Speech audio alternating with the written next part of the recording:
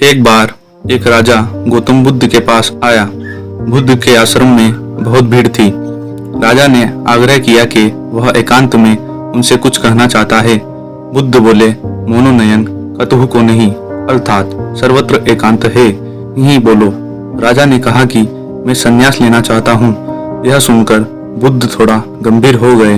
वे बोले कि तुम्हें संन्यास्त होने के लिए दीक्षा देने के पहले मेरी एक शर्त का पालन करना होगा।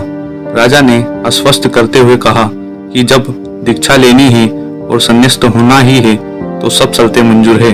बुद्ध ने आदेश दिया कि अपने कपड़े उतारो, जूते उतारो और नग्न हो जाओ और अपने राजधानी के राजमार्गों पर स्वयं को जूते मारते हुए चक्कर लगाकर आओ। राजा ने वही किया।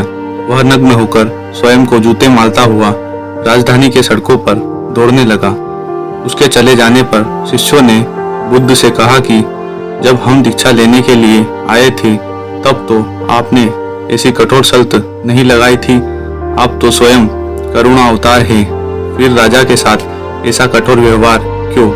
बुद्ध बोले, जब तुम लोग संन्यास लेने आए थे तो तुम्हारे अहंकार बहुत बड़े नहीं थे, इसलिए तुमसे द्वार द्वार भिक्षा मंगवा कर ही काम बन गया था। पर यह तो राजा है, इसका अहंकार बहुत बड़ा है, इसलिए महारोग की दवाई भी अधिक शक्तिशाली होनी चाहिए। राजा जब इस दशा में अपनी ही प्रजाजनों के सामने से गुजरेगा तो उसका अहंकार चूर चूर हो चुका होगा।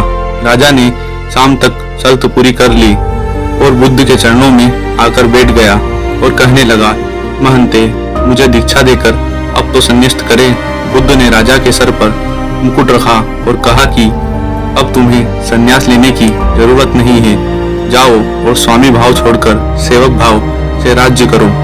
अब तुम एक राजा नहीं बल्कि राजश्री हो चुके हो।